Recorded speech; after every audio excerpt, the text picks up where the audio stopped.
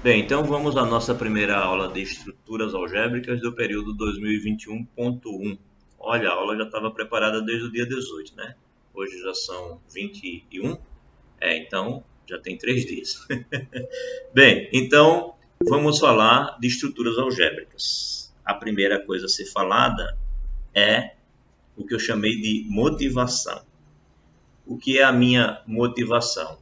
Dá medo, né? Eu geralmente quando eu uso a expressão motivação me dá um pouquinho de medo, porque de repente você acha que vai motivar a pessoa e não motiva ninguém, né? Faz a pessoa ficar desmotivada. Deixa eu só confirmar se a gravação está acontecendo. Opa, eu não estou vendo o meu gravador de tela aqui aberto. Ah, no gravador de tela não estava aberto. Mas a gravação está acontecendo, então está tudo bem. Bem, então voltando. Então, eu tenho medo de usar a palavra motivação e de repente a palavra motivação desmotivar, né? Mas foi o que eu achei que deveria escrever. Então vamos lá, motivação. Ou passou com muita pressa? Não. Então a minha motivação é a seguinte: a gente conhece muito bem, né, há muito tempo, o conjunto dos números naturais. Além da gente conhecer bem o conjunto dos números naturais, ele não recebe esse nome à toa, né? Se ele é chamado de naturais, é porque de fato ele surge na nossa vida de maneira natural. Quando a gente é pequenininho, que perguntam a gente quantos aninhos a gente tem, a primeira coisa que a gente faz é levantar um dedinho e aí a gente já tem o primeiro contato com o número um, né? Então ele é extremamente natural na nossa vida.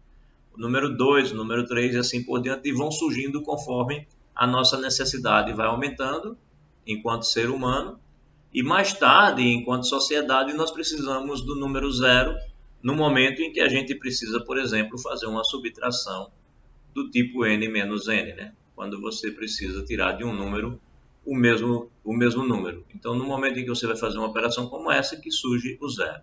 Veja que o zero aparentemente não é natural, né? Por esse fato, ele não surge naturalmente, né? Ele surge já pela necessidade de alguém que avançou a ponto de pensar em fazer uma subtração. Então, tanto existem seres humanos que nunca vão pensar em fazer uma subtração, nunca pensaram, como existem também sociedades que não vão sequer desenvolver as operações.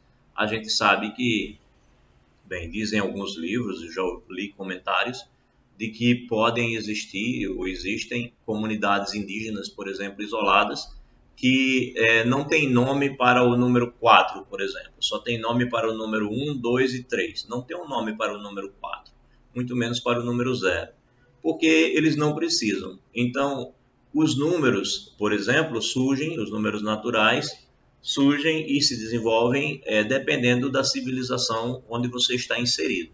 Então, se você um dia foi levado para uma escola e lhe apresentaram o conjunto dos números naturais e disseram a você que isso é infinito, isso é sinal de que a civilização onde você está inserido é uma civilização razoavelmente desenvolvida, tá certo? Mas só que fizeram mais que isso, né? Na antiga sexta série, para vocês o tal sétimo ano, além de dizer que existem os naturais, disseram para vocês que para cada natural existe um correspondente negativo, né? Então é criado o conjunto dos números inteiros relativos. Relativo no sentido de que para cada inteiro positivo você tem um inteiro relativamente a ele negativo. Veja que isso vai fugindo realmente da naturalidade. Afinal de contas, nenhuma quantidade é negativa, né? Você nunca vai entrar numa sala e encontrar lá menos 3 canetas e menos 5 lápis. Você sempre vai encontrar as quantidades naturais todas como sendo positivas, né? Ou seja, em síntese, é como se o número negativo ele não existisse, né? Já é uma criação abstrata.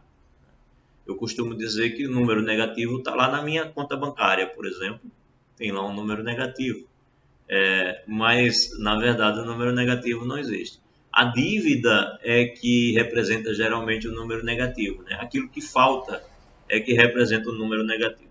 Mas a dívida ela só existe se você considerar que ela existe, né? Vai na minha conta bancária tem. Então, Números negativos representam geralmente faltas ou dívidas, mas veja que essa é uma ideia já puramente abstrata, não é concreta, né? Você não tem como me trazer menos 5 maçãs, menos 3 bananas, não tem como. Então, são números que já representam coisas que estão só na nossa imaginação, né? Se você não considera que a dívida existe, ela não existe, né? A dívida só passa a existir quando você considera que ela existe. Então, a falta foi a necessidade que fez com que se criasse a parte negativa dos números. Bem, um outro número, um outro conjunto de números que apresentaram a vocês é o conjunto dos números racionais. Veja que a representação dos números daqui para cá já sofre uma certa diferença, né? Aqui você sai listando um por um e começa no zero. Você bota uma reticência para a parte que você não tem como terminar. Aqui você já coloca o zero no meio, lista todos os que tinha antes, coloca reticências, as reticências indicando que não termina nunca, e para a esquerda você faz a mesma coisa. Mas quando você pensa no conjunto dos números racionais, aí você já percebe que não dá para fazer isso, né? No caso do conjunto dos números racionais, você não tem como fazer. Por quê? Ora, se você pensar, por exemplo, no zero, e você pensar no 1, aí você vai pensar, ora, que número racional eu vou colocar aqui no meio? Bem, tem, por exemplo, o número meio, é verdade. Mas e entre o zero e o meio? Eu teria, por exemplo, o número 1/4, né? Antes de chegar no meio aqui. Ora, mas entre o zero e o 1/4 eu teria, por exemplo, o número 1/8, antes de chegar em 1/4. Eu estou pegando as potências de 2, né? 2 elevado a 1, 2 elevado ao quadrado, 2 elevado à terceira. Ou seja, não dá para fazer uma lista de números racionais como a gente faz com os números inteiros, como a gente faz com os números naturais. Então, note que daqui para cá já houve uma necessidade de representar o conjunto de uma maneira um pouco diferente. Não deu para ficar listando os elementos, né? A gente teve que criar uma regra que representa os elementos desse conjunto. E a regra é falar a respeito de uma fração, tal que os dois números na fração são inteiros e o de baixo não pode ser zero. No estudo de teoria dos números, a gente definiu os racionais também como classe de equivalências, né, a partir de uma relação de equivalência. E cada fração representava justamente uma classe de equivalência, né? Então veja que, de fato, esses elementos aqui, eles não são únicos, eles representam uma classe de equivalência. Tem um monte de frações que, na verdade, é o mesmo número. Então, a necessidade de mudar a notação. Então, aqui é importante dizer, eu sofri dando aula para o pessoal de teoria dos números, suava, suei sangue nas correções, porque o pessoal insistia em escrever coisas que não são conjuntos. Se eu fui cruel na correção de teoria dos números, aqui eu serei pior, porque aqui já chega, né?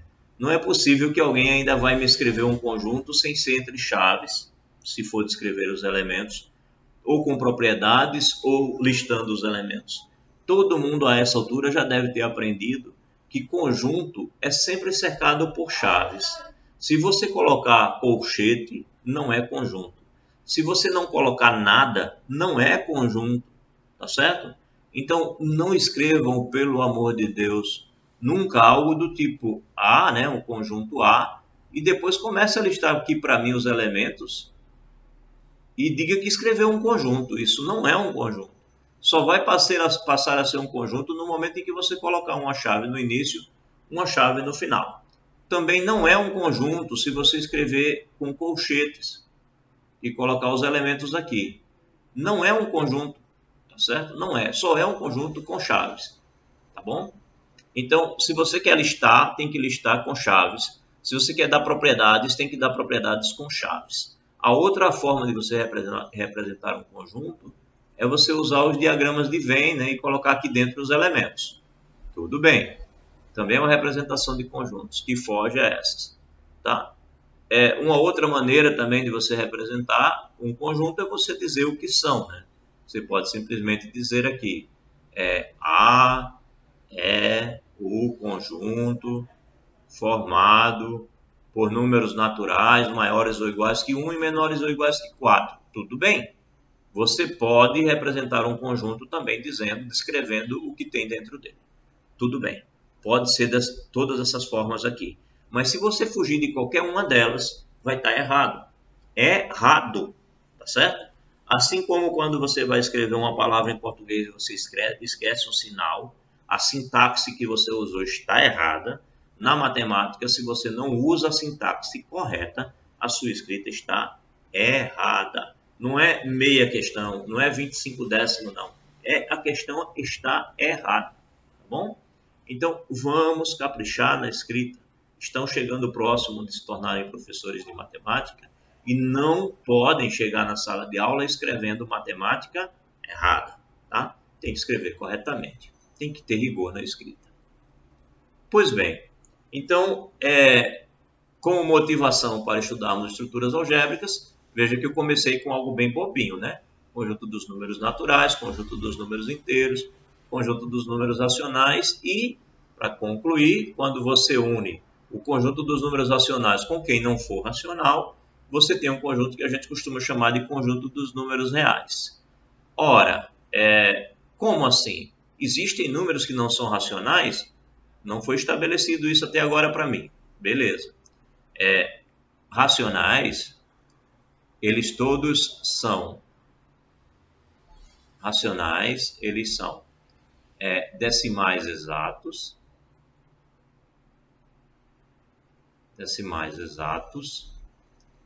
ou dízimas periódicas. Olhe que aqui eu ainda estou sendo rebuscado demais. Eu poderia simplesmente não colocar isso aqui, tá? Talvez essa seja uma observação que vocês não vão ver ninguém mais dizer, a não ser eu mesmo aqui nessa disciplina, porque faz parte dessa disciplina. Eu poderia simplesmente não dizer isso. Decimais exatos pode ser suprimido. Eu posso dizer simplesmente que racionais são dízimas periódicas. O que significa isso? A gente sabe que um número assim, né? 1, 3, 3, 3, 3, que não termina nunca, a gente chama isso de uma dízima periódica, né? A gente diz que isso é uma dízima periódica, ou seja, é aquele número que as casas decimais ficam aí se repetindo eternamente, uma dízima periódica. E por que eu estou dizendo que eu não preciso chamar de decimais exatos? É porque se eu tiver um número, por exemplo, 2,435 e ele termina aqui, eu posso preencher isso daqui com zeros, né? E dizer que isso também é uma dízima periódica e o período é o zero. Tá certo? Eu posso dizer isso. Se eu digo isso, não estou errado. Isso daqui é uma dízima periódica também. Portanto, decimais exatos também são dízimas periódicas. Logo, eu não precisava dizer. A gente diz só para deixar mais claro ainda, né? Que são decimais exatos ou dízimas periódicas. Aquelas técnicas que vocês aprenderam lá no sexto ano, que te dá uma dízima e te pede a fração, né? Pede para você achar a geratriz. Ou que te dá a geratriz e te pede o decimal exato, que aí é só dividir o numerador pelo denominador.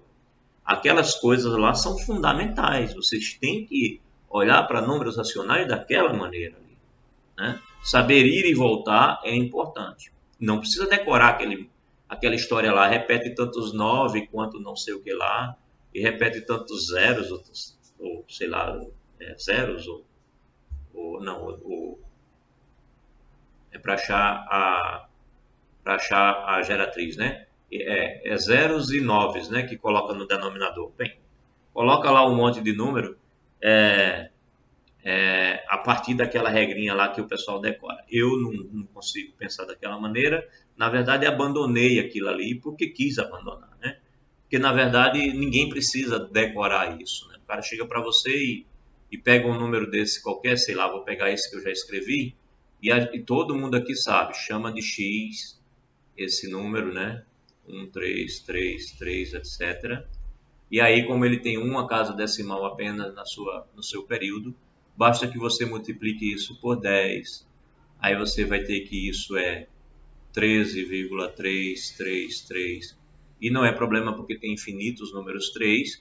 E aí, quando você faz a subtração, 10x e você tira o menos x, então você vai estar com 13,333, etc.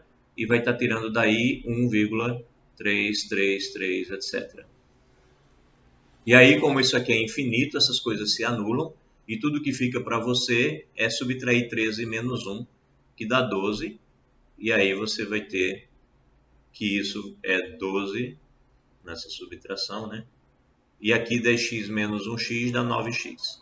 E aí você tem que x é igual a 12 dividido por 9. Aí você simplifica essa fração por quanto? Por 3, né? E vai ficar 4 terços. Pronto. Então você acha o que a gente chama de fração geratriz sem precisar estar decorando que são tantos 9 quanto repete o número do período. E que em cima é só você fazer o 1 com o 3, pega um cara com um período e subtrai o 1, né? Então, para saber que é o 12. Então, o pessoal muitas vezes prefere decorar do que entender um processo algébrico bem simples, onde você chama um número de x e faz uma subtraçãozinha boba e você acha a geratriz. É claro que esse é um exemplo bobinho, mas se você tiver uma dízima mais esquisita, sei lá, 24,15, depois 7, 7, 7, etc.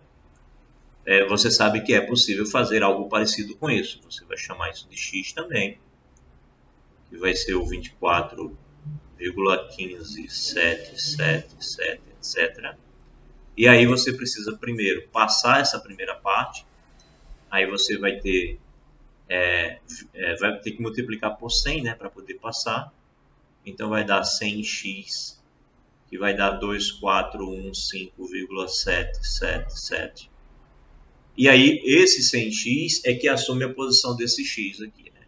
Que de agora em diante não tem mais a parte fixa aqui do 15.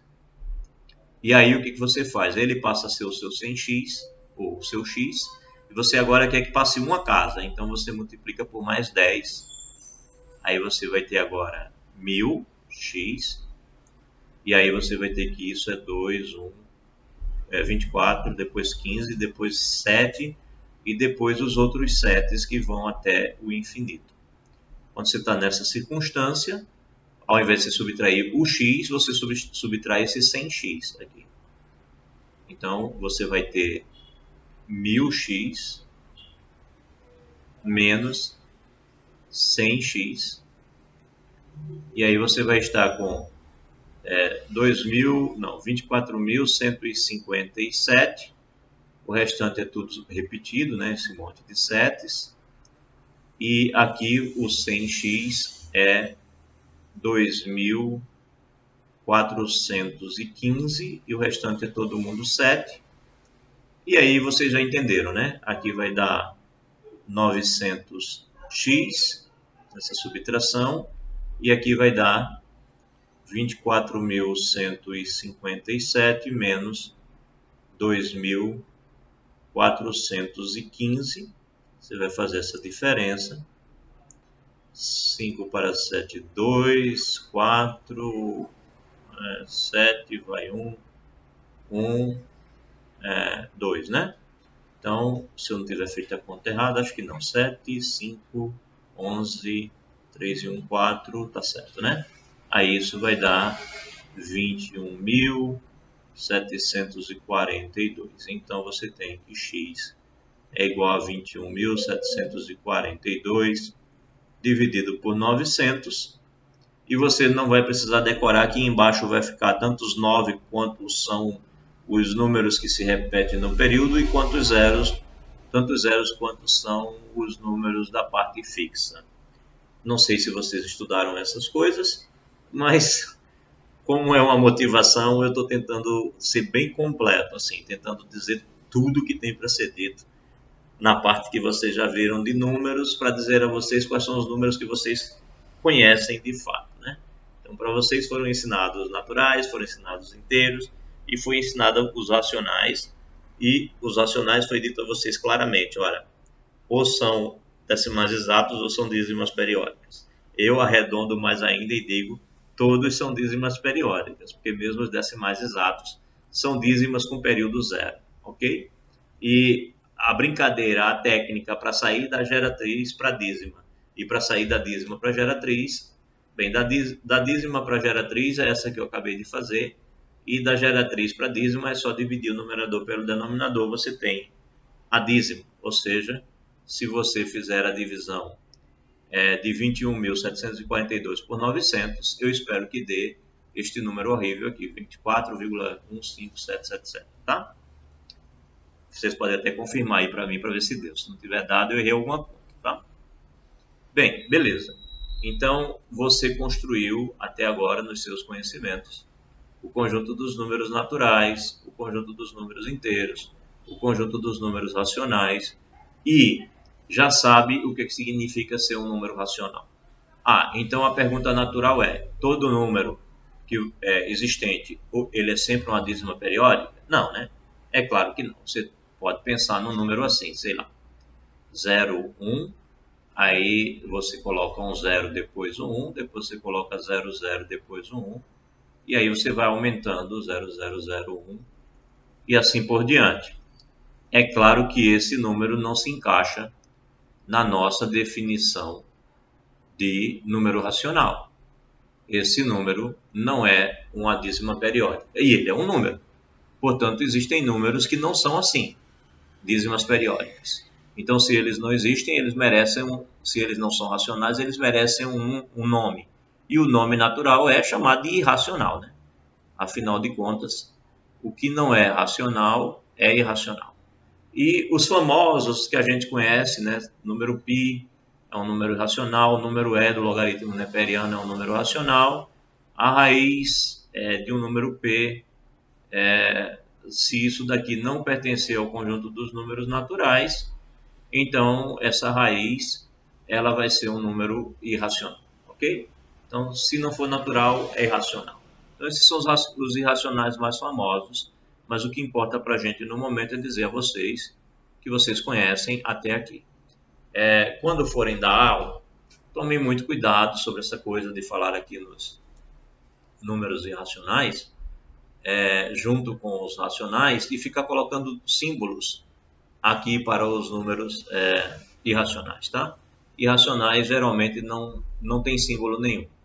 O pessoal não usa um símbolo formal para os números irracionais. O mundo não adotou nenhum. Então, qualquer um que você encontrar em qualquer livro é local, é o autor que quis usar aqui. Agora, a letra N, geralmente assim, com algum tracinho a mais. O Z, o Q e o R, essas são as letras que se usam de fato para representar o conjunto dos números naturais, inteiros, racionais, os racionais por causa da palavra quociente, por isso Q, e reais porque é a união dos racionais com os irracionais. Z por causa da palavra inteiro em alemão, tá? É por isso que se usa Z. Pois bem, esse daqui são os conjuntos que a gente aprendeu até o segundo ano do ensino médio. Quando chega no terceiro ano, acrescentam-se alguns conjuntos. Alguém quer fazer alguma pergunta nessa minha reconstrução dos números na vida de vocês? Lá em teoria dos números, nós fizemos uma construção extremamente formal, né? Sempre baseado em classes de equivalência, conjuntos quocientes, certo? Aqui a gente está fazendo já a coisa da maneira informal, como ela é apresentada lá na transposição didática, né? Depois que você pega todo esse conhecimento, estudado com cuidado e com rigor, aí você simplifica e explica assim para o teu aluno lá do ensino fundamental e médio, né? Quando você vai chegando no médio, vai ficando cada vez mais detalhado. Bem, vamos continuar então. Tenho aqui todos os números bonitinhos. Aí veja aqui para todo A e B o que acontece. Vamos começar a colocar operações, né? Que ficar só com o conjunto é tranquilo, já conhecemos bem eles. Aí você começa a inventar uma história de somar, né? Uma história de multiplicar. Aí você vê que se você somar dois números naturais ou multiplicar dois números naturais, eles continuam naturais, né? Essa é uma propriedade importante que a gente vai estudar. Mas a gente não garante que se eu for fazer uma subtração, vai continuar natural. Por exemplo, 2 menos 3 não é natural. Então, a gente diz que o conjunto dos números naturais ele é fechado para a adição e ele é fechado para a multiplicação. Porque quando eu adiciono 2, continua nele, ou quando eu multiplico 2, continua nele. Mas não garanto nada quanto à subtração. A subtração, algumas vezes, não continua nele, né? 3 menos 2 continuaria, mas 2 menos 3 não continua. Então, esse é um exemplo que mostra que a subtração não é fechada no conjunto dos números naturais. Bem, então a gente diz, como eu acabei de falar, que n é fechado para adição e para multiplicação, mas não é fechado para subtração, tá? Então guardem essa informação. Bem, veja agora que para todo A e B que eu pegar em Z, por exemplo, a soma continua em Z. O produto continua em Z. Só que agora a subtração também continua em Z. Agora, quando eu vou para a divisão, aí eu já não garanto que esteja em Z. 2 dividido por 3 não está em Z. Se fosse 6 dividido por 3, estaria. Então, existem divisões que estão em Z, mas existem divisões que não estão. Então, a gente tem uma situação em que Z não é fechado para a divisão, mas é fechado para a adição, é fechado para a multiplicação e é fechado para a subtração. Então, dizendo bem claramente, com letras bem grandes, dizemos então que Z é fechado para a adição, para a multiplicação e para a subtração, mas não é fechado para a divisão. Lembre-se que o que eu estou fazendo é a tal da motivação, né? Estou fazendo a tal da motivação. Então, apresentei os conjuntos para vocês, relembrei o que vocês conhecem de conjuntos, e agora eu estou falando como é que se comportam as operações, né? Então, em N, a adição é fechada, a multiplicação também. Mas quando eu vou subtrair, aí sai de N. Aí eu precisei de Z. Aí chego em Z, eu tenho que a adição é fechada, multiplicação é fechada, subtração é fechada, mas aí na hora em que eu vou dividir, a divisão não é fechada. Então eu vou precisar de um outro conjunto onde a divisão possa ser fechada. É essa a ideia, tá? É isso que eu estou tentando construir agora. Então, veja por fim que para todo A e B em Q, temos que a adição está em Q, a multiplicação está em Q, a subtração está em Q, né? Lembrando sempre que B é diferente de zero, e a divisão também está em Q. Certo? Está todo mundo em Q, né? A adição, a multiplicação, a subtração e a divisão. Ok. Então, dizemos que Q é fechado para a adição, para a multiplicação, para a subtração e para a divisão. Será que Q não é fechado para alguma coisa? Né? Porque o que a gente chama de 4 operações, né? Adição, subtração, multiplicação e divisão, Q é fechado. Alguém consegue pensar alguma coisa, alguma operação onde Q não é fechado?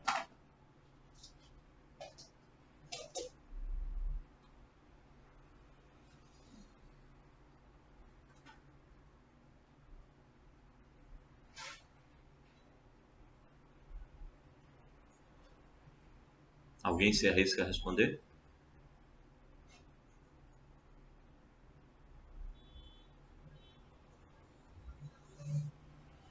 Acredita que é fechado mesmo para tudo, né?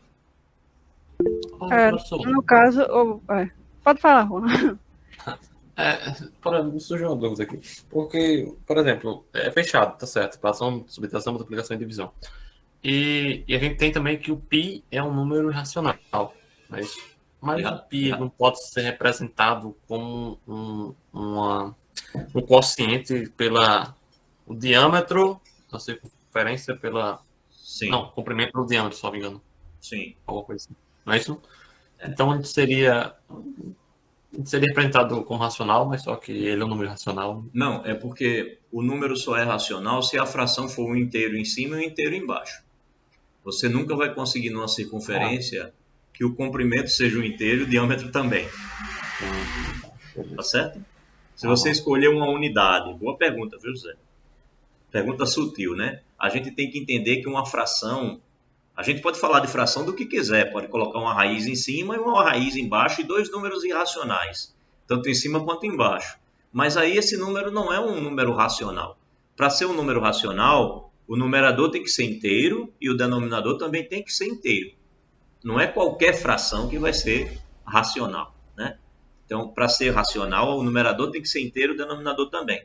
Então, não existe nenhum número inteiro que meça o comprimento da circunferência e com a mesma unidade que eu medi o comprimento da circunferência, eu consigo medir o diâmetro e também dar um número inteiro. Não acontece, tá certo? Porque isso vai dar exatamente o número π. É a divisão do comprimento da circunferência pelo diâmetro, né? Então, isso nunca vai acontecer entre dois números inteiros. Se o comprimento for inteiro, o denominador não, o diâmetro não é. E se o diâmetro for um inteiro, o comprimento não é. Tá certo? Nunca vai acontecer. E nem é um racional, ainda diga-se de passagem. Nem é inteiro, nem é uma fração racional, ou seja, nem é uma fração cujo numerador é inteiro e o denominador seja inteiro. Se o comprimento for um inteiro, o denominador, o diâmetro não é nem sequer uma fração do tipo racional, onde o numerador é inteiro e o denominador é inteiro.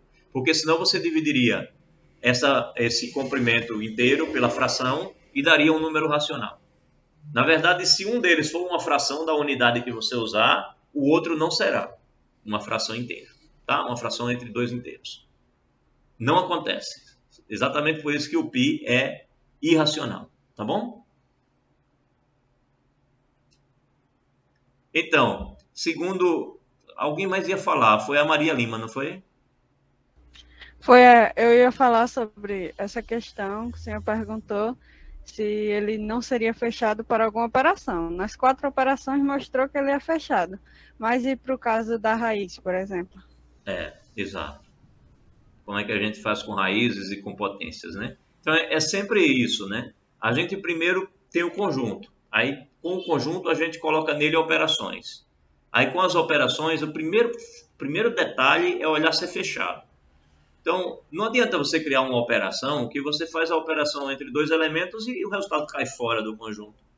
Porque a operação interessante é aquela que você faz a operação e ele continua lá dentro, que é para você continuar tendo resultados dentro daquele conjunto.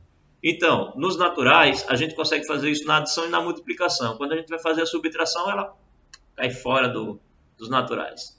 Aí, com os inteiros, a gente consegue fazer a adição, fazer a multiplicação e fazer a subtração, continua dentro. Aí quando a gente vai fazer a divisão, aí cai fora. Aí surge a necessidade de você ter os racionais. Aí nos racionais você consegue fazer a adição, a multiplicação, a subtração e a divisão. Aí a pergunta é, tem alguma coisa que eu não consigo fazer? Você falou uma coisa boa, as raízes. Será que eu consigo extrair raízes e continua dentro dos racionais? Essa é a pergunta. Bem, veja que o fato de que para todo B, pertencendo a Q, B diferente de zero, temos que B a menos 1 continua sendo raiz, né? Isso implica que Q é fechado para a divisão, pois A dividido por B vai ser igual a A vezes 1 sobre B, que é igual a A vezes B a menos 1. Ou seja, ele está te dizendo que sempre é possível falar, quando você está falando de dois números racionais, né? Se você pega um número racional qualquer, A sobre B,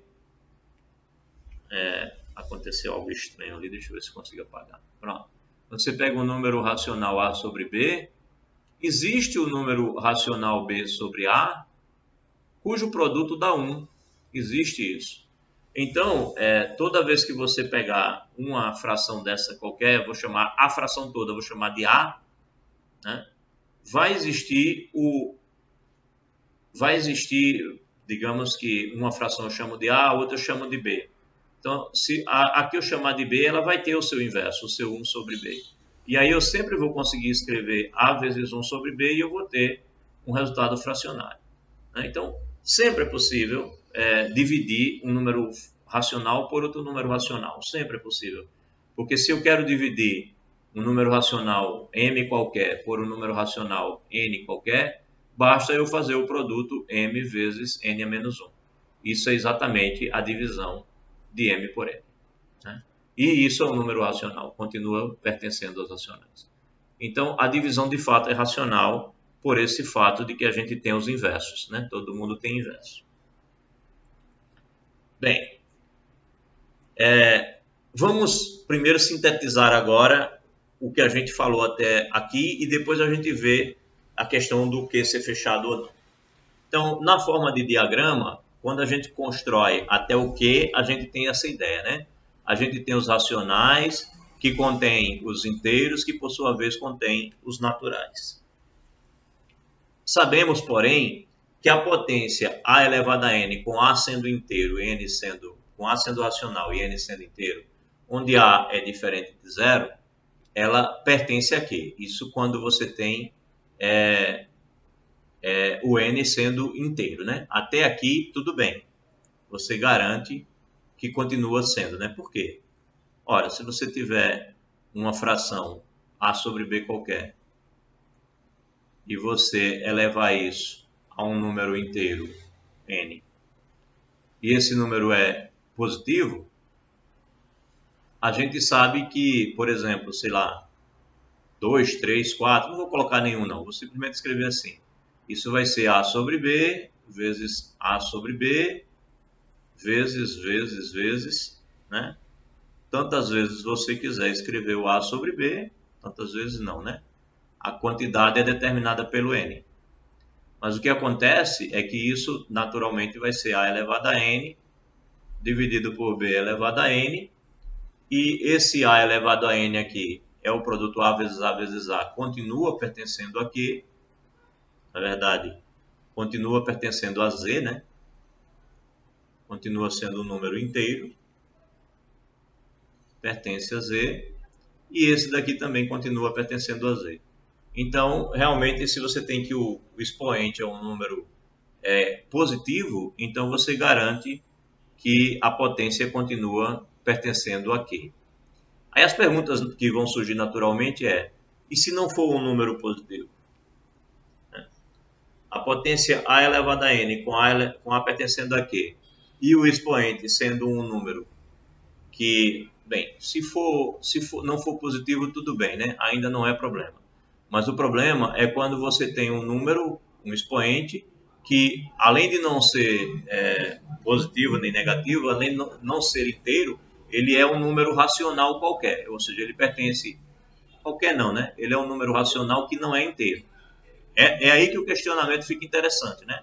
Ou seja, eu agora estou pensando na possibilidade em que eu tenha uma fração, a sobre b, e agora eu estou elevando essa fração a outra fração, c sobre d. Aí a pergunta que eu estou fazendo aqui isso daqui pertence a quê? Quando eu pego uma fração e elevo a outra fração, isso pertence a quê? Bem, a gente estudando isso com um pouquinho de cuidado, a gente descobre que isso daqui, né, essas propriedades a gente já estudou no passado, a gente descobre que isso é a raiz de índice D de A sobre B elevado a C. Ora, como C é um número inteiro, então essa raiz aqui continua racional. Né? Perdão, o que está dentro da raiz, o radicando, continua racional. Mas aí a pergunta que está se fazendo isso daqui pertence a quê? Sempre pertence a quê? É essa a pergunta. Né? E aí, olhando com um pouquinho mais de cuidado, o que a gente vai concluir? Bem, a resposta é não, né? Nem sempre você vai ter que esta situação aqui vai te dar um número racional. Nem sempre. Por quê? Bem, exemplo. Raiz de 2, né? A raiz de 2 é uma situação como essa. Alguém pode dizer assim, como assim? Como isso é a mesma situação? O que é a raiz de 2? 2 você pode representar do jeito que você quiser. Vamos representar 2 como sendo 6 sobre 3, né? E o que é raiz quadrada? A gente sabe que isso é elevado a 1 meio, né? É essa situação que nós temos. Isso daqui nada mais é do que a raiz de 2. A raiz de 2, tá? Se isso daqui é essa fração 6 sobre 3 elevado a meio, isso é a raiz de 2. É essa situação que nós estamos comentando agora. E aqui a gente sabe que raiz de 2 não é um número racional. Eu posso afirmar com tranquilidade que a gente sabe que raiz de 2 não é um número racional, né? A gente não tem problema de afirmar isso aqui não, né? A essa altura do campeonato. todo mundo sabe que raiz de 2 não é um número racional. Quer dizer, Tranquilo. quando eu digo saber, não é só saber porque eu ouvi o desenho. É saber porque se eu encontrar vocês lá na Praça Marques e pegar um papel e dizer, você foi mesmo meu aluno? Então você sabe provar que raiz de 2 não é racional. Aí escrevo, né? Prove que raiz de 2 não é racional. Aí entrego o papel para você e você vai lá e prova. Isso é saber. Quando eu disser assim, a gente sabe isso, significa dizer que a gente sabe provar. Tá bom? Não é saber que o professor lá do ensino fundamental um dia me disse, ou que o professor do ensino médio um dia me disse, ou que o professor do cálculo 2 me disse, ou do cálculo 1 me disse. É saber porque eu sei sentar e provar, tá? Isso é saber. Bem, as demonstrações estão aí nos livros de cálculo 1. Eu coloquei aqui prove isso, mas prove isso pode significar simplesmente ler de novo lá a demonstração, para quando eu me encontrar na Praça Marques eu poder perguntar a você se é verdade ou não. Bem, assim descobrimos que existem os números racionais, né? E existem aqueles que não são racionais, ou seja, raiz de 2 é um exemplo de um número que não é racional, né? E a união desses racionais com esses irracionais a gente chama de conjunto dos números reais. Em síntese, é essa construção que é feita na cabecinha da gente, desde quando a gente nasce até o final do segundo ano do ensino médio. Eu não sei se vocês conheceram o conjunto dos números complexos antes do final do segundo ano do ensino médio, porque eu acho que o conjunto dos números complexos só são ensinados no terceiro ano. Pelo menos eu só aprendi no terceiro. Não sei se hoje em dia... Muito rapidamente. Para vocês, muito rapidamente... Para mim, no meu caso.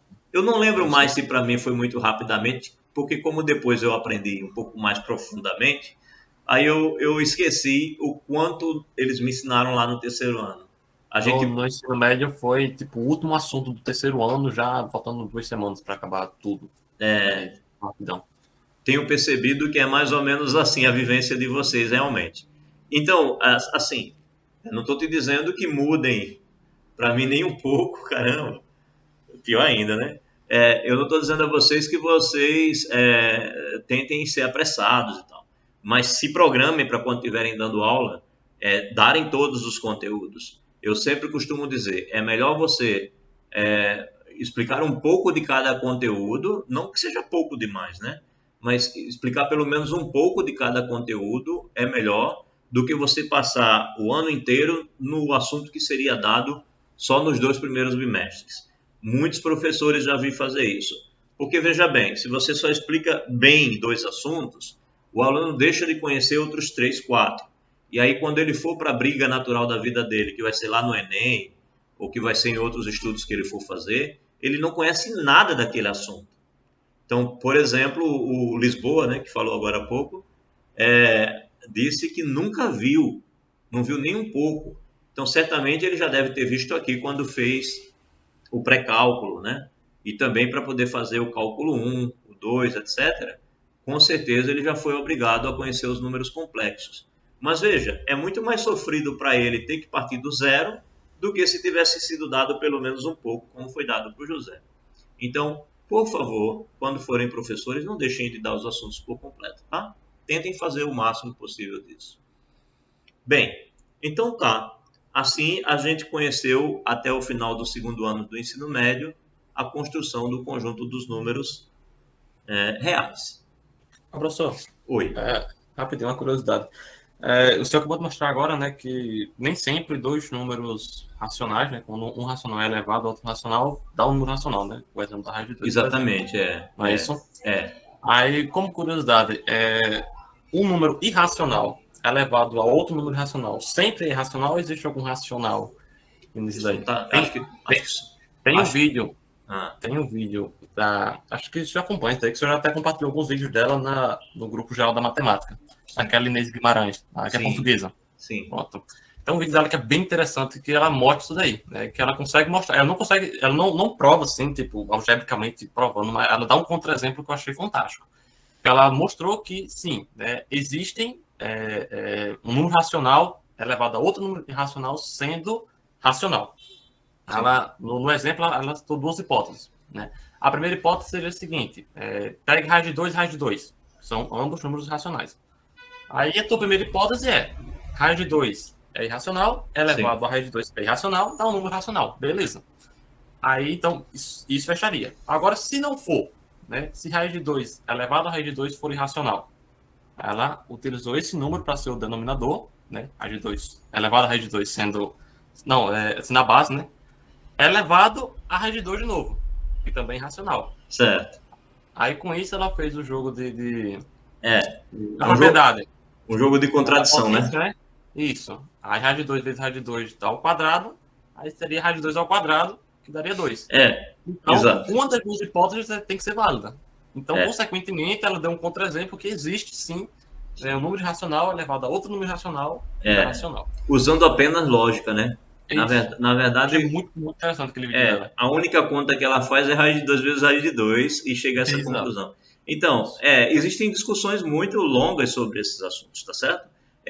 O livro do Marx, números racionais, números irracionais e transcendentes ou números transcendentes. Deixa eu ver se eu tenho ele aqui, só um instantezinho, rapidinho.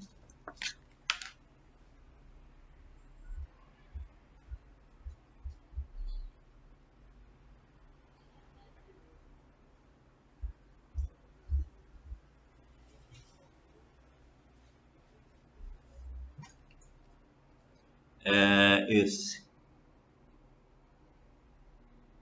Deixa eu ver se consigo colocar o nome. Tá aí, né? Teoria dos números transcendentes, né? Teoria dos números transcendentes. Do Diego Marx. Ele também tem um canal no YouTube. Eu não estava ouvindo você, estava falando sem ouvir. Diga, Jonas. Professor, qual será a edição do livro trabalhado? É a 4ª ou a 5ª edição? Deixa eu olhar aqui. Eu tenho a 4ª comigo. Tá? Tá certo, eu tinha achado a 5ª, mas é a 4ª, né? Não, mas se tiver a 5ª, coloca a 5ª pra gente. Tá? Tá certo. Melhor ainda. Quanto mais aprimorado, melhor. Tá bom? Eu acho que eu nem tenho a 5ª, nem em PDF. Bem, então, esse número aqui, esse conjunto aqui, Teoria dos Números, esse livro, né? Teoria dos Números Transcendentes, do Diego Marx. Inclusive, o Diego Marx também tem um canal no YouTube. Também aconselho, dá uma olhada. Ele fala muito sobre Olimpíada de Matemática e muitas outras curiosidades. Ele andou parando um pouco de publicar recentemente, eu não sei exatamente porquê, mas ele deve estar orientando bastante no doutorado. Mas é bem interessante. Então, é um estudo amplo, largo da teoria dos números, estudar a teoria de números transcendentes, tá? É uma área de pesquisa ainda com muitos resultados interessantes a serem descobertos. Inclusive, essa coisa aí do irracional elevado a um irracional, me parece que ainda não tem muito resultado em aberto ainda para ser descoberto, tá bom? Então, algo para ser estudado. Então, construímos de volta o conjunto dos números que a gente conhece até terminar o ensino do 2º ano do ensino médio. Aí eu tentei sintetizar tudo que vimos até agora nesse diagrama.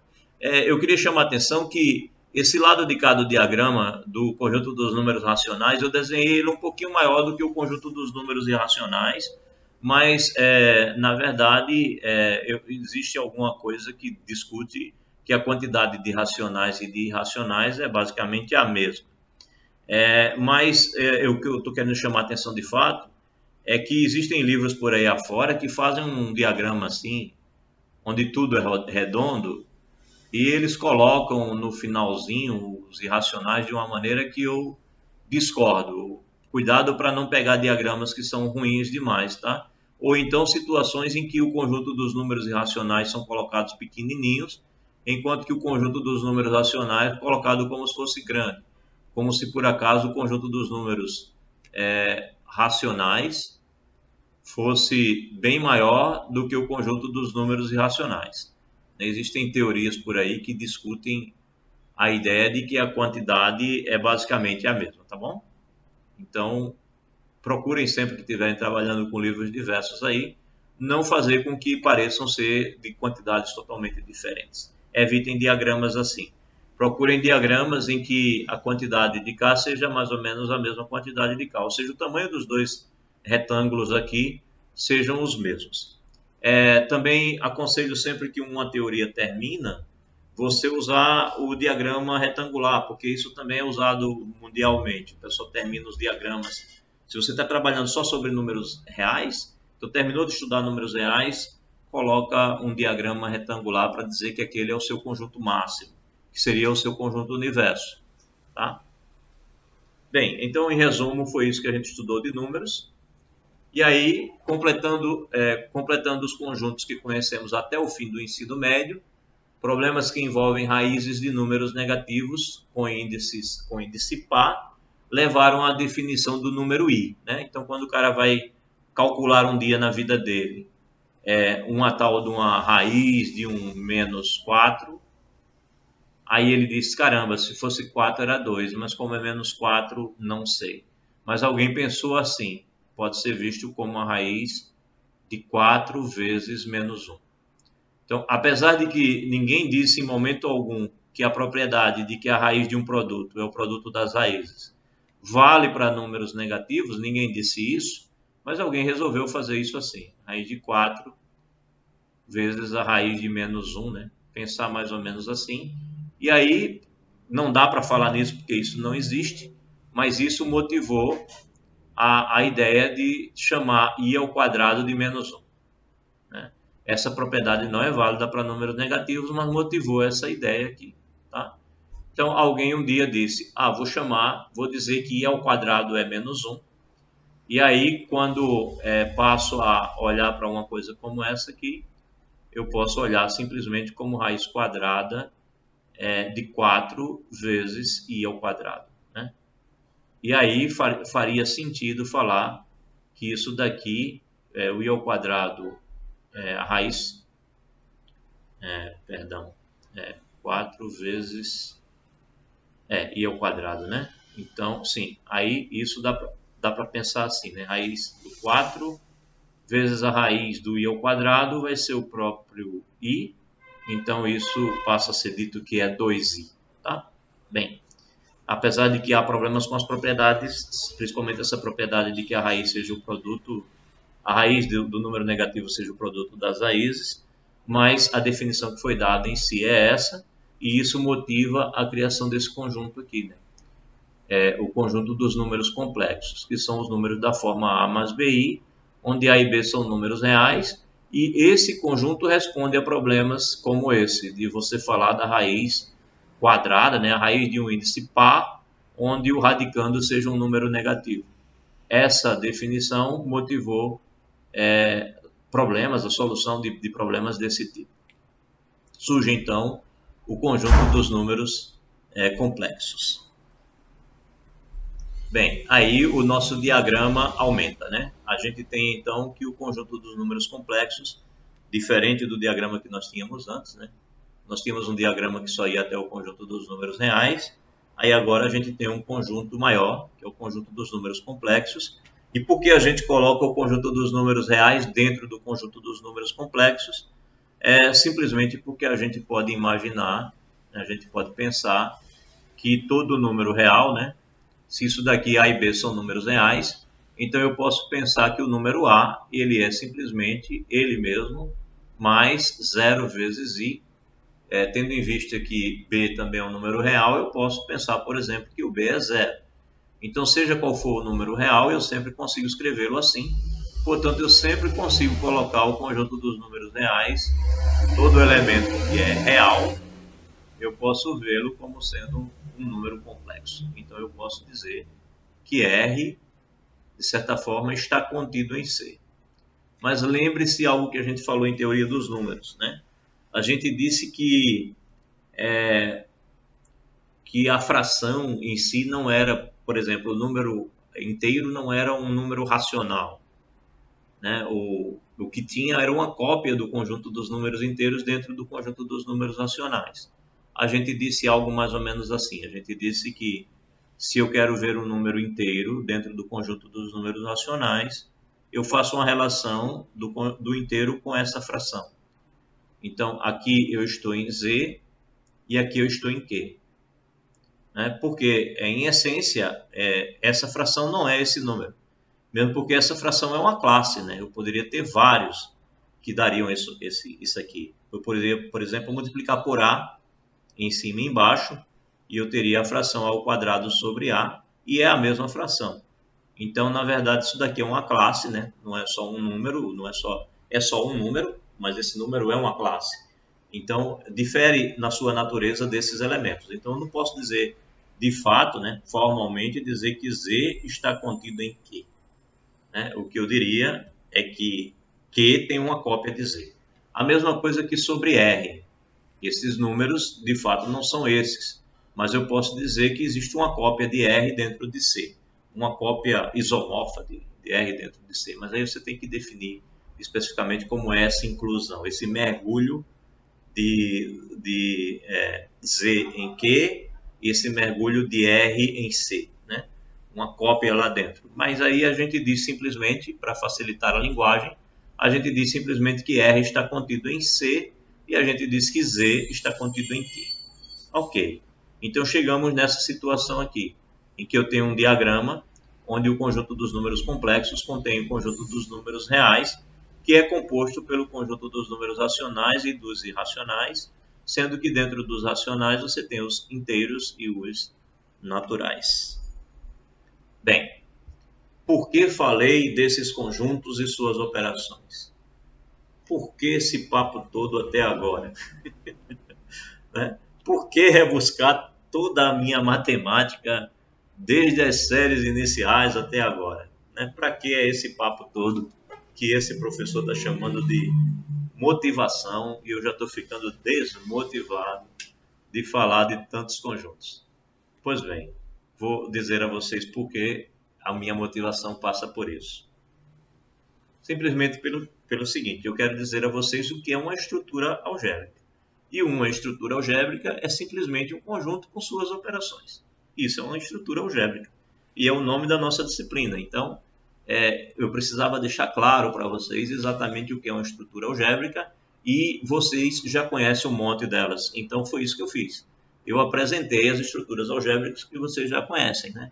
Então, logo, você já conhece várias estruturas algébricas.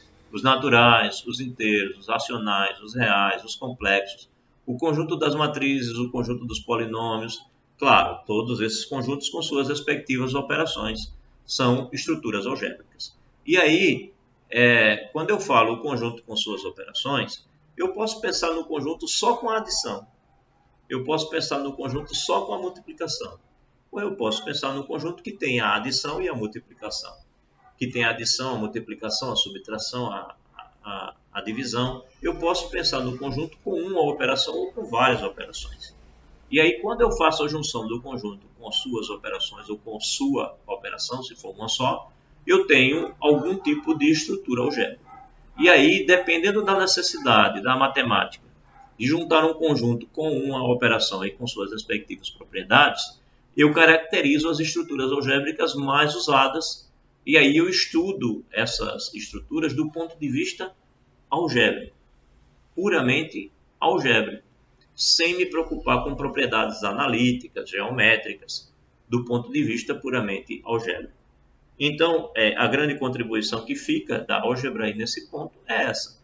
É você estudar os conjuntos com suas operações sob o ponto de vista puramente algébrico para deixar como resposta para questionamentos que são feitos na geometria, na análise e vice-versa. Às vezes, um questionamento que nasce na análise vai ser respondido na álgebra, que nasce na geometria vai ser respondido na álgebra e vice-versa. Né? A interação entre as grandes áreas da matemática vão acontecendo. Mas a álgebra, especificamente, vai estudar aí essas estruturas do ponto de vista puramente algébrico. Bem, então é isso que é uma estrutura algébrica.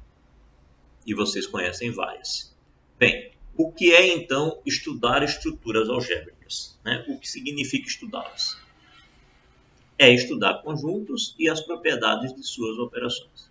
Então queremos estudar conjuntos, suas operações e suas propriedades. E qual é a propriedade mais natural que a gente olha, né? O que a gente quer olhar primeiro? Que propriedades analisaremos nas operações das estruturas algébricas? O que a gente vai olhar? O que a gente está interessado em saber? Bem, diversas, né? Diversas. Mas especialmente se a operação é fechada, se é associativa, se é comutativa, se tem elemento neutro e se os elementos têm inverso. Aí agora, aquela pergunta que vocês fizeram no início começa a fazer sentido. O que estruturas algébricas vai ter com ITN? A gente lá em ITN, a gente olhava justamente as propriedades para que a gente construísse aqueles conjuntos. A gente construiu o conjunto dos números naturais através dos axiomas de Peano. A gente construiu o conjunto dos números inteiros, dizendo que era um conjunto com duas operações, né? Era a adição e a multiplicação. A gente não falava de subtração, porque a subtração ela surge a partir da existência do oposto do número, né? A gente não falou de divisão, porque inteiros não tem divisão, mas a gente falou de divisão euclidiana, né? Mais tarde, mais na frente.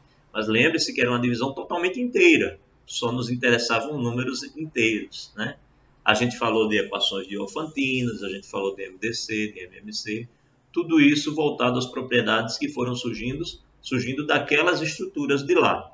No caso do conjunto dos números naturais, quando fizemos isso no finalzinho, né, no apêndice, começamos pelos inteiros, que tinham duas operações e suas respectivas propriedades, e depois construímos o conjunto dos números racionais, que foi construído a partir dos inteiros, né, como um conjunto de classes de equivalência de números inteiros, e que de fato é, né? A gente pegou lá duas frações e disse que as frações seriam iguais quando o produto dos meios fosse igual ao produto dos extremos, e isso gerou um conjunto de classes de equivalência de pares de inteiros, né?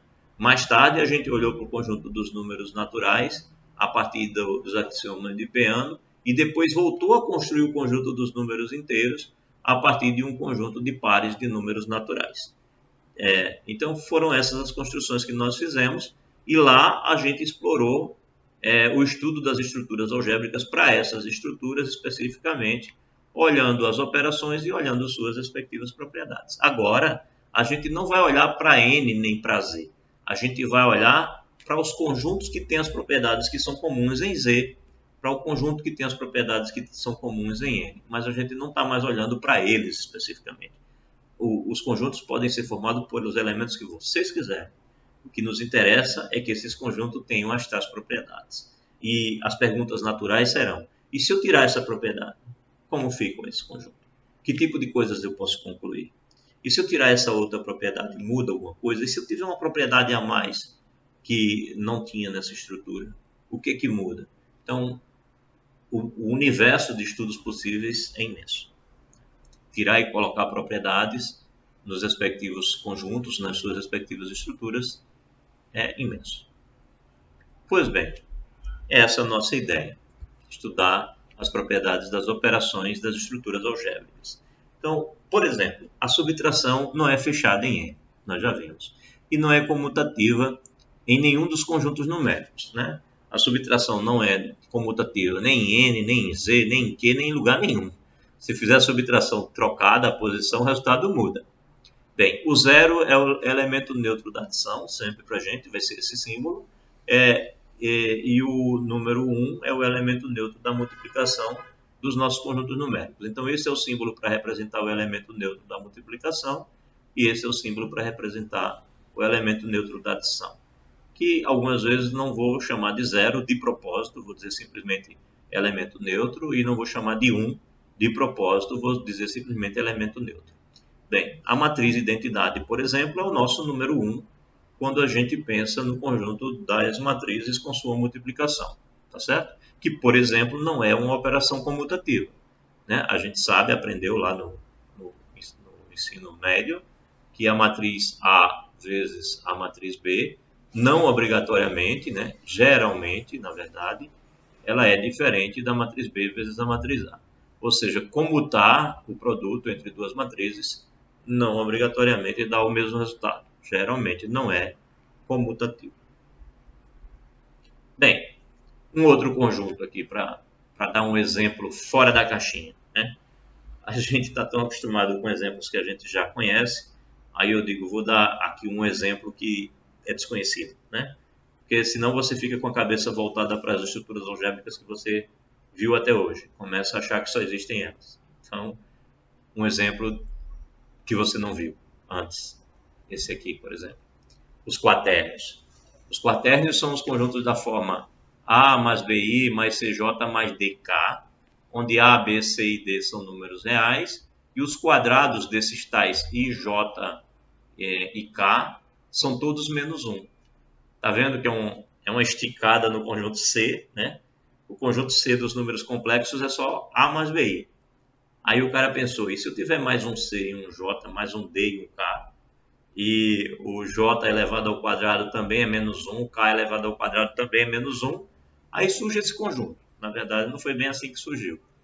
Vale a pena dar uma lida sobre a história de como surgiu o conjunto dos números chamado quaternios, né? Então, defina essas duas operações nesse conjunto. Essa adição esquisita, que pega dois elementos daqui e dá como resposta um elemento daqui, ou seja, é uma operação fechada nesse conjunto H. O que ela faz? Ela pega um elemento dessa forma, A mais BI, CJ mais DK, ou seja, um elemento daqui, soma com um elemento que também está aqui. E como é que ela faz isso?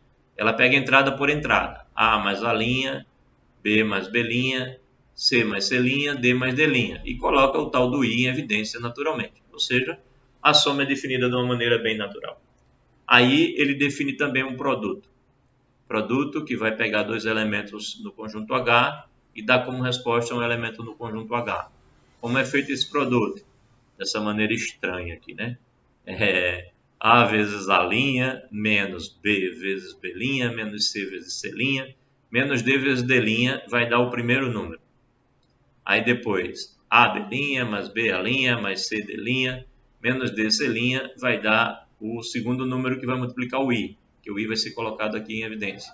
Depois, AC', DB', menos BD', e você coloca o J.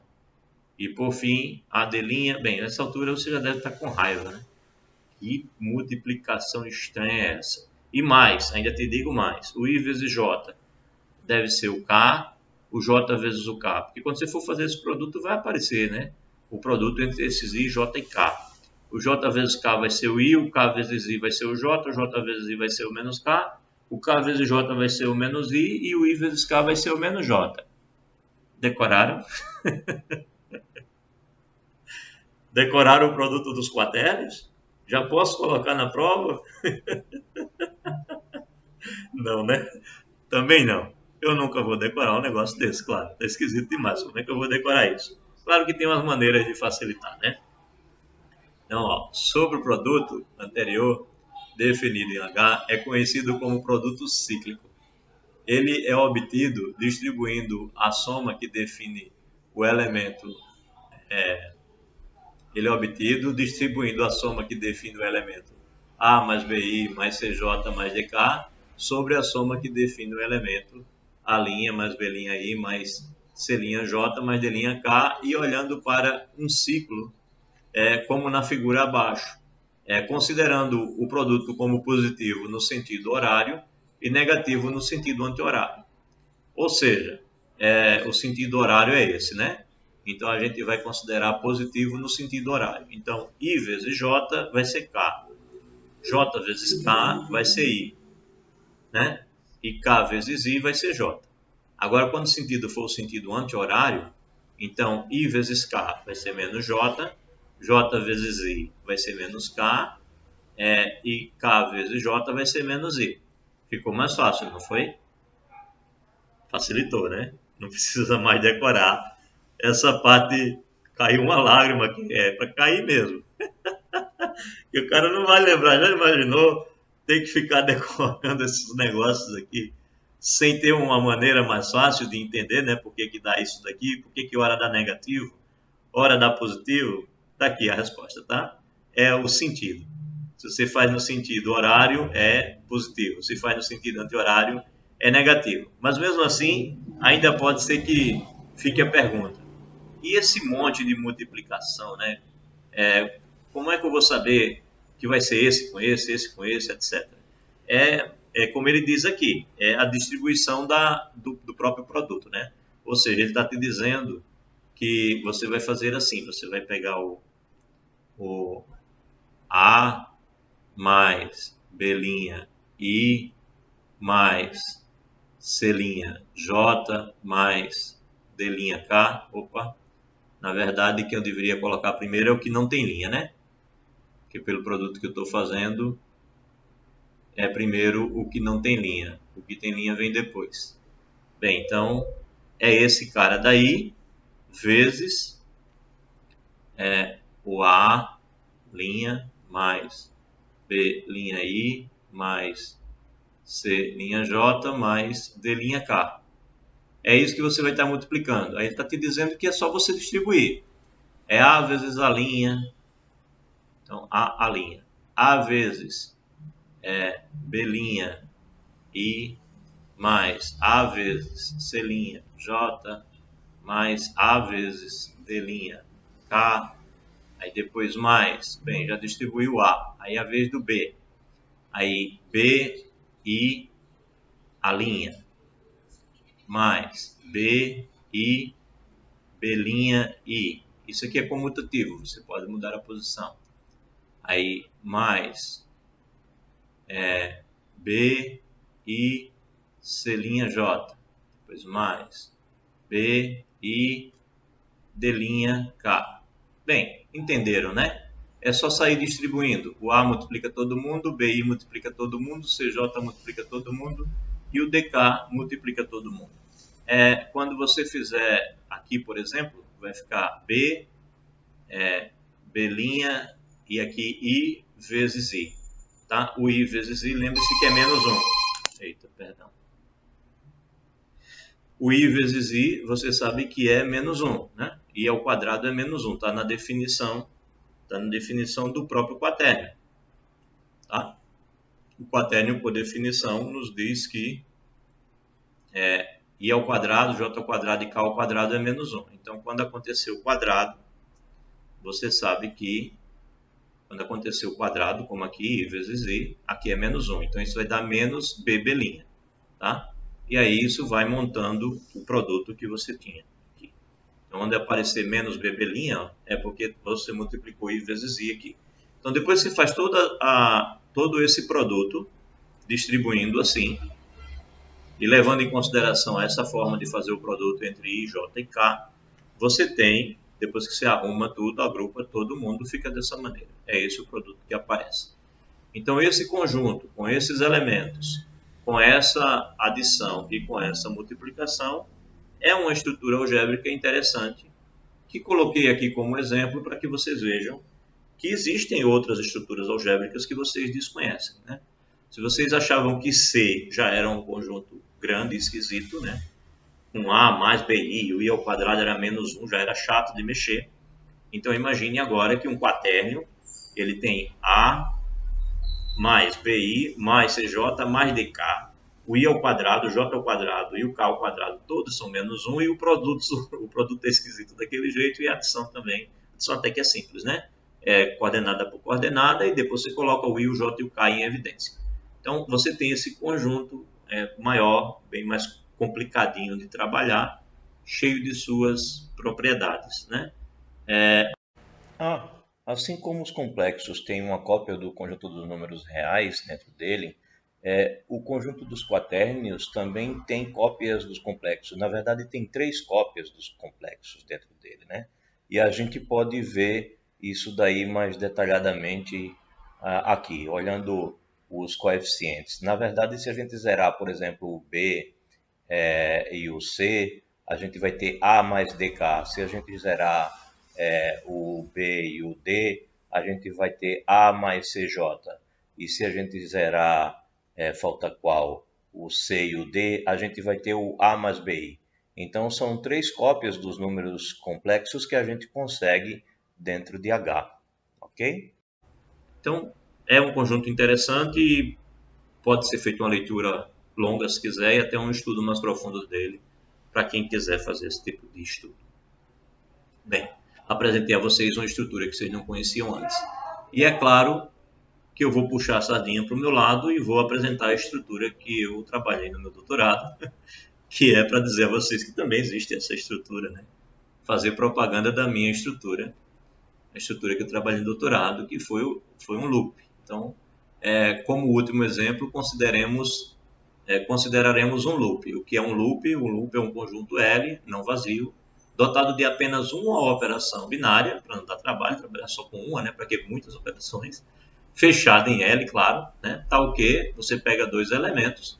Se você pegar dois elementos fixos que você conhece, existem únicos outros dois, tais que quando você faz A vezes X seja B, né? Veja que X aqui é uma incógnita, e Y vezes A seja B, Y também é uma incógnita, mas essas incógnitas são únicas, não vão existir 2x ou 2b ou 2y, ou um x e 2y, ou um y e 2x, que satisfaçam essas duas equações ao mesmo tempo, né? Dado um x aqui que satisfaz isso, existe apenas um y aqui que satisfaz isso também, tá? Então, dados A e B, só existe esse par x e y que satisfaz essas duas igualdades. Isso é o que garante que o produto, quando você faz, não repete nenhum elemento na linha nem na coluna. Os elementos são distintos por linha e por coluna. Essa propriedade inicial é para garantir isso. Bem, e com um elemento neutro, que a gente está chamando por este símbolo aqui, elemento neutro deste meu produto binário, tal que o 1 vezes x é igual a x vezes 1, que é o próprio x, para todo x dentro do conjunto que eu chamo de loop. Está aqui um exemplo de um loop. Loop é 1, 2, 3, 4, 5, 6, com operação estrelinha, e está aqui a tabela de operação desse meu conjunto. Esse loop é o A loop não associativo de menor ordem possível, e este é o único a menos de isomorfismo. E essa última frase vocês não entenderam absolutamente nada, e eu também não vou explicar, porque na verdade fez parte lá do meu trabalho. É um loop automórfico e tem aquela característica ali. Ele é o menor deles, né? O exemplo do menor loop automórfico, que não é associativo, né? Porque se for associativo é um grupo, tá bom? Que mais tarde a gente vai ver o que significa. Não é associativo e ele é o menor, né? É o único desse tamanho. Nenhum outro menor que ele vai ser automórfico e não associativo. Bem, é só para apresentar a vocês, na verdade, o que é um loop. Talvez até fosse bom tirar essa frase daqui, mesmo porque não vou explicá-la no momento. É um estudo para quem quiser estudar essa estrutura. Ok, então eu dei a vocês dois exemplos de duas estruturas fora da caixinha, porque vocês já conheciam várias, mas agora conhecem mais essas duas, pelo menos um pouco. Já ouviram falar. E aí a gente terminou o que eu chamei de motivação. E amanhã a gente fala sobre relações, tá? Foi mais ou menos dentro do prazo que eu planejei. Eu vou parar a gravação por aqui e aí eu ouço perguntas e respondo por mais um bom tempo.